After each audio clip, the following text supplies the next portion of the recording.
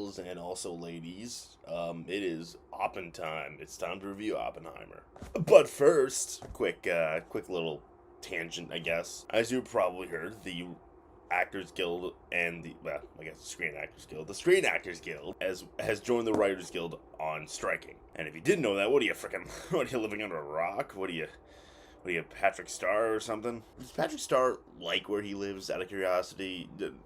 Tangent inside the tangent, but is he happy there? Does he have to pay rent? Because there's nothing under this. You have to pay his rent. That'd be pretty annoying. At the same time, he's paying rent free. I'm mad either way, but not as mad as I am about the strike. Transition of the year. Right now, the Actors Guild and the Writers Guild are striking for a livable wage in the age of streaming, and CEOs are being fucking borderline evil. And under the Actors Guild guidelines, I am still allowed to review and critique. And critics are still allowed to do the jobs. I'm not an influencer. I have fucking a little over 100 subscribers and a little over 1,400 followers on Twitter. You think I'm a fucking influencer? I think not. I definitely don't get paid for this. But if you're willing to stop doing reviews in solidarity with the strike, completely understandable and power to you. And if you are in the position to donate to these strikers right now who are going to need some financial backing, I got some links down below. If you're able to, if you're not able to donate, I get it. Just, you hate your scabs. I decided just, anyway. Oppenheimer. Oppenheimer is the newest Christopher Nolan movie about J. Robert Oppenheimer, the guy who made the bomb, the big old nuclear bomb that, and then the world changed, and also some stuff about communism. This movie's really fucking good. And just to be clear, I am not a Nolan guy. In fact, I'm pretty anti-Christopher Nolan, which I know is illegal, technically, but I just his post-Inception work has just been very meh to me. Dark Knight Rises was very much there. And then the problem started arising. Interstellar was so needlessly convoluted. I just didn't understand what.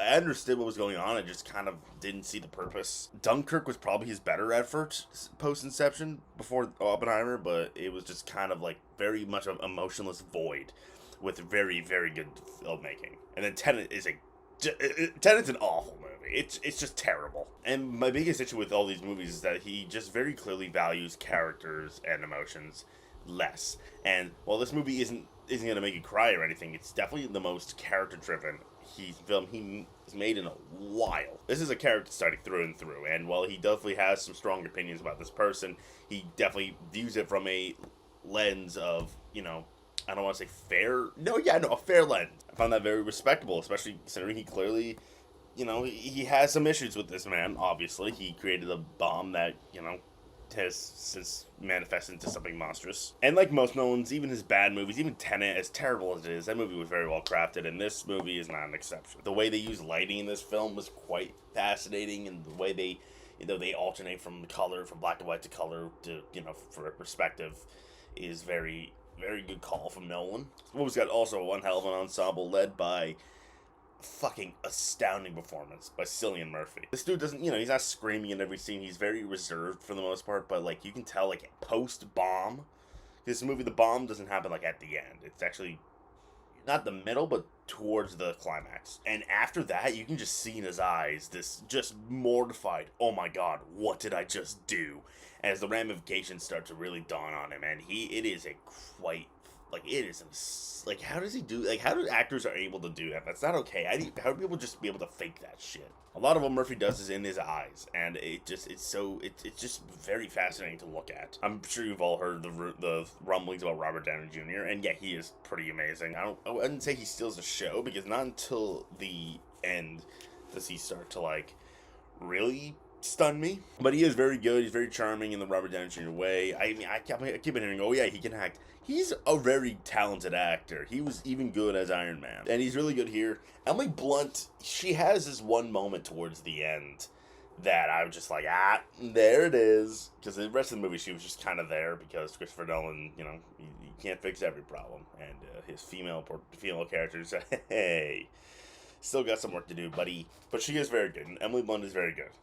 The whole cast, gets some moments to shine. And Matt Damon definitely is source of some laughs in this movie, something that is very lacking in a lot of Christopher Nolan movies. Even the small roles, Alden Ehrenreich was very good. Rami Malek has one scene, and he was fantastic in it. Josh Peck is in the movie. Freaking Josh Nichols. Cast is very great. Yeah, that's the point I'm trying to make. And also the score, dude. Ludwig Göransson, cup my balls. Wait, the score, what he does, like, it's kind of like Spider-Verse in that way, where, like, the score just never lets up. It just keeps going and going and going, and, like, there's very few moments where the score just stops. And this movie, what they use with the score, as it nears closer and closer to this event, it just kind of, like, ramps up and up as, like, the ramifications of what is happening becomes clear. That is the use of a good score. Also, the score is just banging. And, well, obviously, Nolan's direction is fantastic, as it always is, even in his dog shit movies. The writing is where this movie stood out.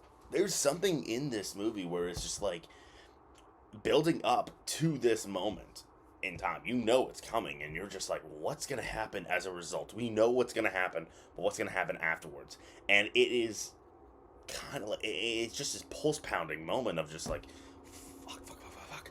And you kind of forget that the first half is very, very dense. It's a lot of science being thrown at you, and the editing is not very good. I'll be honest, the editing is not very good. There's a lot of quick cuts to just like, you know, like, all right, we were just on the Robert Downey Jr. Oh, yeah, all there, right? Now Robert Downey Jr. again. It's like, okay, relax. But the writing just kind of keeps you on this, like, just kind of backwards, like, thing of just like, oh, fuck, what's about to happen? It's actually after the bomb goes off where the movie just completely shifts gears and it becomes like a courtroom drama almost. And it's a very fascinating one. I didn't know that I thought Robert Oppenheimer made a bomb and then fucked off to heaven. But nah, he got a, you know, I guess he lived after the bomb. And that ending, dude, Nolan, that was not nice what you did with that ending. That was just rude what you did with that ending. Basically saying, hey, you're all gonna die.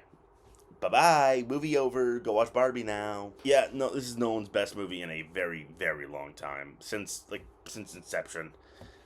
And because I wasn't able to do the Barbenheimer double feature, and I will do it, I promise. If I love Barbie, which I'm seeing this afternoon. Anyway, let's talk about Oscars for a little bit. I think most people will acknowledge that this is a guaranteed Best Picture nomination. This is an across-the-board contender, just for sure. Cinematography nomination, I think that's happening. Production design, probably. Let's talk about what's not getting. It's not getting visual effects, because it's nothing. There's no visual effects in the movie. People are going to throw, like, Top Gun Maverick's name out there, but, like, that had something. This has nothing. Costumes is obviously not going to happen. Makeup could happen, actually. Well, that'd be, like a stretch, I feel like. Score could win. I think score could win. I think I'm going to predict Spider-Man to win still, but score could win. It's definitely getting out. Ludwig's not getting Tenet snubbed again. And sound's going to get nominated.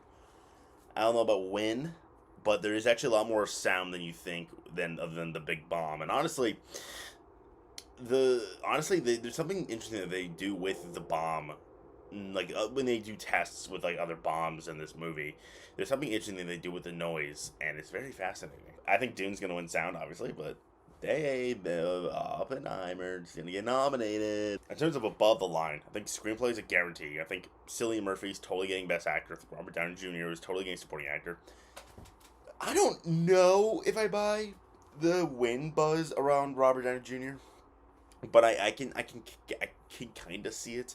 Again, I'm seeing Barbie later today, so we'll see how I feel about Ryan Gosling after. But you know, right now I'm gonna say no right now, but I definitely think it's in the realm of possibility. Emily Blunt.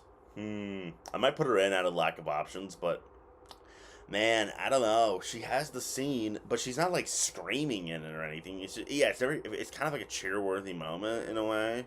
But I don't know. I'm not totally vibing with this idea that like Emily Blunt's gonna run away with the nomination. She could get the nomination for sure, but I don't think it's gonna be like easy like Cillian and Robert Downey Jr. Could it win Best Picture? No. This is not a happy movie. This is a little. I don't want to call it cold, but it's definitely not a movie that people are gonna like have an emotional reaction to.